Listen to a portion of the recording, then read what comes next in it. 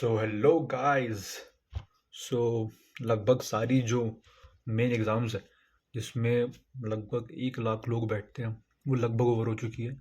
And mat का second phase चालू होने वाला है, तो ऑब्वियसली उसमें भी ज़्यादा एस्पिरेंट्स तो बैठेंगे नहीं, कम रिलेटिवली कम एस्पिरेंट्स बैठेंगे। तो लगभग सब कुछ ख़त्म हो चुका है when it comes to exams point of view, written exams. अब चीज़ें जीडीपी आई एंड वैट एंड ऑल दैट, वो अब सब सॉफ्ट स्किल्स पे आ जाता है। और कल का जो जैट था, I guess it was again a paper on difficult side. I was expecting a bit of on easier side, because उनके जो कन्वीनर साहब है काफ़ी कहा उन्होंने कि भैया इजी आएगा पेपर, हम चाहते हैं बच्चों को कि वो पूरे क्वेश्चन अटेम्प्ट करें, कम क्वेश्चन छोड़ें, हम पेपर ऐसा बनाना चाहते हैं। और उसमें इतना लेंथी बना दिया पेपर। 4 पैसे जाते थे इंग्लिश में, 5 आए, पोएम एक आई, और सिर्फ 9 ही क्वेश्चन थे वर्बेलिटी के। क्रिटिकल रीजनिंग के सिर्फ 2-3 क्वेश्चन थे।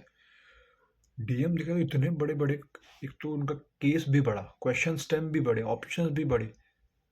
अगेन आई गेस मैथ्स शायद शायद इजियर साइड पे, इजियर नहीं बोलेंगे, मतलब थोड़ा शायद लेवल ऑफ डिफिकल्टी शायद 2024 से कम होगा।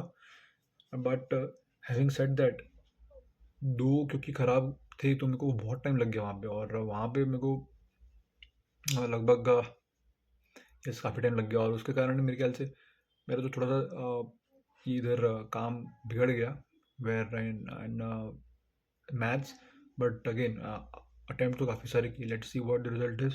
और आपको एक और चीज़ बताऊंगा कि प्लीज़ इस कैट में बहुत लोगों ने क्या किया कि भाई जब रिजल्ट आएगा तभी देखेंगे, रिस्पॉन्स किएंगे तो नहीं देखेंगे। Don't do those kind of things. अभी जब 8 या 9 तारीख को जब भी रिस्पॉन्स की आए देख लो, बहुत सारे कॉलेज की डेडलाइन ख़त्म हो रही है।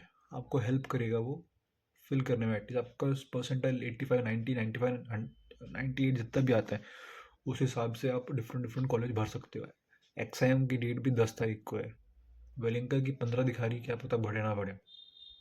तो आपको ये सोचना पड़ेगा कि भैया देखो, स्नैप भी 8 को आ जाएगा, जो स्नैप भरे उनका भी उस टाइम पता चल जाएगा, और जैट का भी पता चल जाएगा। तो it is important to know कि आपके कौन से कॉलेज कन्वर्ट हो रहे हैं, और उस हिसाब से अपनी जो सॉफ्ट स्किल्स पे डेवलपमेंट है, वो अपना पर्सनालिटी डेवलपमेंट हो गया, आप किस तरीके से बैठे हैं, gesture, posture, everything, you start working on that.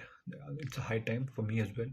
Knowledge base बढ़ाना है, भाई इंपॉर्टेंट थिंग्स। एंड सब चीज़ें इंपॉर्टेंट है और करना पड़ेगा, because ultimately most of them has given the 1 year to this, और now it's time to get into it, और करना है सब। तो कमिंग टूवर्ड्स जो इंजीनियर्स हैं, और उनके लिए प्रिपरेशन थोड़ी अलग होगी। जो नॉन इंजीनियर्स हैं उनके लिए प्रिपरेशन सॉफ्ट स्किल्स की अलग होगी।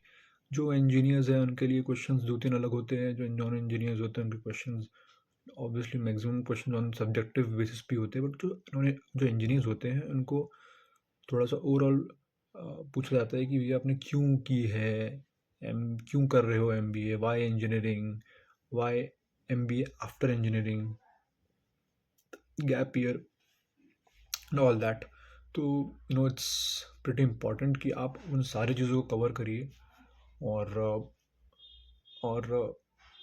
काम कीजिए उस पर। मैं भी देखो, आई एम ऑल्सो स्टूडेंट, और मैं भी सेम चीज़ की तैयारी कर रहा हूँ।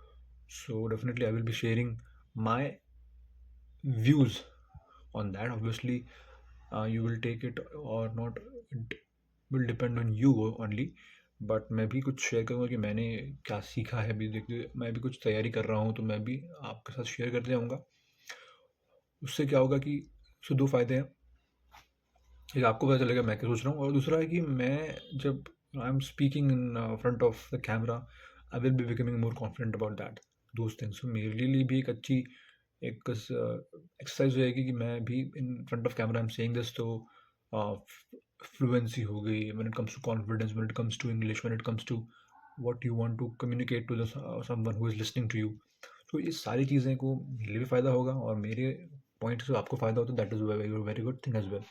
एंड इसी के चलते फिर आप It's up to you. I will definitely like you guys to like and subscribe the channel. तो do subscribe it. और एक प्रॉपर एक वीडियो के साथ आऊँगा जहाँ पे you will have I will be sharing my thoughts की जीडीपीआई में क्या होता है। मैंने जीडीपीआई दिया हुआ है पहले भी। वो एक अलग फॉर्मेट था, काफ़ी अलग फॉर्मेट था। उसके बारे में एक्सपीरियंस बताऊँगा कि जीडीपीआई वो कंपनी का कैसा था। और यस डेफिनेटली बताऊँगा उसके बारे में, और एक कुछ इनसाइट्स दूँगा कि जीडी में क्या करने की ज़रूरत है, क्या नहीं करने की ज़रूरत है। और एक रियल लाइफ एग्जांपल दूँगा कि अगर आप सिर्फ एक पॉइंट भी बोल पाते हैं, सिर्फ एक, तब क्या होता है। तो वो भी एक चीज़ बताऊँगा। और इसी के चलते काफ़ी सारी चीज़ें बताएंगे और आगे देखेंगे क्या करना है। So yes, so keep watching it, okay, that's it. Or yeah, keep studying hard and increase your knowledge with everything. Yeah, so yes, bye guys, do like and subscribe at least.